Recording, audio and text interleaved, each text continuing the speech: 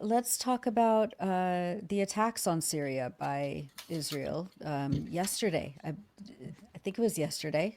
Israel, you know, leveled buildings Yeah, in downtown Damascus. there was, there are constant Israeli attacks. I mean, a lot Constant, of it yeah, doesn't get reported, yeah, as is the case in Lebanon. But the sort of spectacular visuals and scale of the attack in downtown Damascus on government buildings, including the buildings belonging to the defense ministry and close to the presidential palace. And there's actually footage of those strikes that we can look at. And this was in downtown Damascus yesterday. I don't know if, yeah, here we go. قصف خطونا بسرعة بسرعة بسرعة بسرعة بسرعة بسرعة إذا استهداف مبنى هيئة الأركان بشكل كامل قصف ثاني. yeah. Yeah, so a shock and awe attack on downtown Damascus, which was actually on live television. I saw other footage. I believe, I'm not sure if it was I think it may have been a Syrian channel. I'm not certain, where the anchor, the woman, actually, jumps out of her seat because of the proximity of the Mm. bombing, which you see behind her. I'm not sure if it's on a screen or on a window that's behind her. And that's actually very reminiscent of the footage we saw from Iran a couple of Yeah. weeks ago, of that uh, newsreader continuing to read when Israel bombed the studio there. And, I mean, without getting into a great amount of detail, this comes as Israel also intervened in southern Syria in fighting between people in the Druze community in southern Syria and forces belonging to the US-backed regime in Damascus, US and Gulf and Turkish-backed regime in Damascus. Uh, and to me, this really shows that uh, being a proxy of Turkey, the Gulf, of the United States, even of Israel. Remember this regime that was installed with support of Western intelligence services after a 15-year dirty war against Syria, has been extremely friendly towards Israel from the beginning, saying we don't want Syria to be used as a platform against Israel. We don't have a problem with Israel. They've been making friendly noises.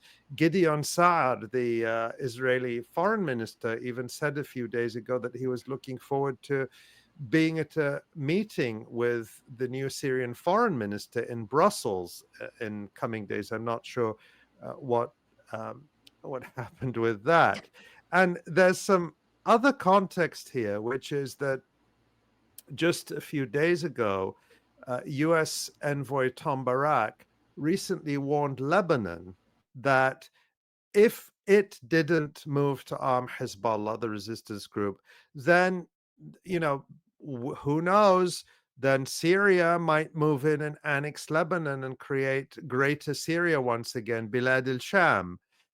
And those comments were taken very, very badly in Lebanon, as you can imagine.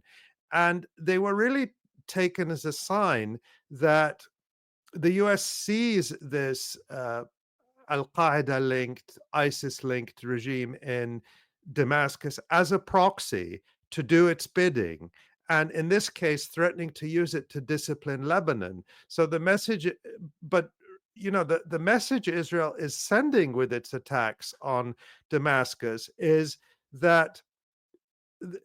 really the opposite message, that if you disarm, no matter how servile you are towards Israel, Israel will attack you. Israel will do what it wants. And you can get exactly the same picture in the West Bank, Mm. where, I'll admit we don't talk about it enough because everything is sort of dwarfed by what's happening in Gaza, but the levels of Israeli violence against people in the West Bank, we have reported on it. Of course, tens of thousands of people displaced, the destruction, the wholesale destruction of refugee camps, Jenin, the destroying Tulkarem refugee camp. Now they're moving around the West Bank, destroying these places. all this is happening under the watch of the Palestinian Authority of Mahmoud Abbas, which is completely allied with Israel, which couldn't exist without Israel's support. So again, it's a message to what I think resistance groups in the region will take, particularly Hezbollah and Ansar Allah in Yemen, is that if you disarm, if you give up your weapons, they'll kill you and bomb you and subjugate you anyway. So Yeah. Might you as well might as well resist. you might as well resist. And I don't know, I'm being speculative here. Maybe that's what Israel wants, because if the region remains in chaos, if it remains a constant site of warfare and resistance to its aggression, that keeps the United States in the region, which the US, Israel is completely dependent on US military support and on the proximity of US military forces and fleets. And so after the Turkish US Gulf backed regime change operation finally came to fruition in Damascus in December.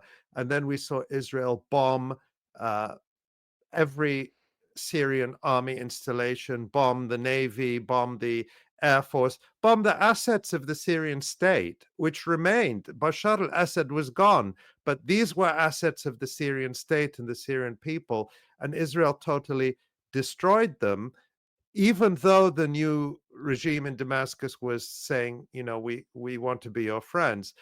And so now Syria is totally vulnerable, and Israel has declared that no Syrian government forces are allowed to move south of Damascus, that basically all of Syria south of Damascus, and this is a vast stretch of territory, is now an Israeli security zone, and Israel alone gets to decide what is there. So, we were told that the change of government in Syria was going to bring about Syrian sovereignty, that Syrian sovereignty was Right. being violated by Iran, was being violated by Hezbollah, that as soon as Bashar al Assad was gone, there would be a Syrian renaissance of independence and sovereignty and self determination and democracy.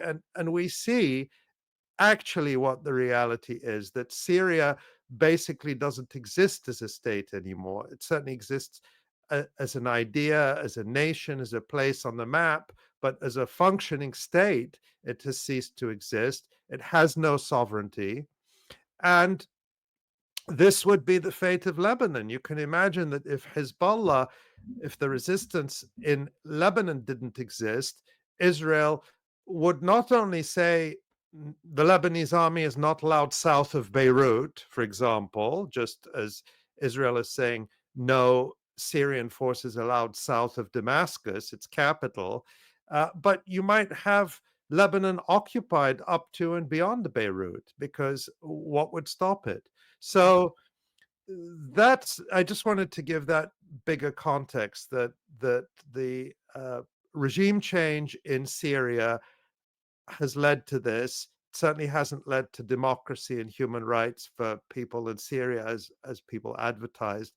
And to say this is also what Israel tried to do to Iran with the June 13th surprise attack. It was a shock and awe attack with the aim of collapsing the Iranian state so that Iran would be in chaos, so that there would be internecine wars like there are now in Syria, which Israel is exploiting by pitting the Druze against the new regime, and or exploiting differences that already exist, playing on them.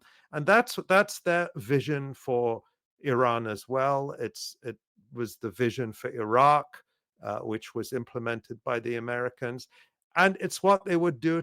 Certainly, their vision for Lebanon, and it's what they would do to any country around them to maintain the chaos that without which Israel would collapse. So uh, that's the context I see for the events in Syria. Well, we're certainly going to keep watching it. And it's astonishing to see. You know, I mean, it's textbook imperial, hegemonic warfare.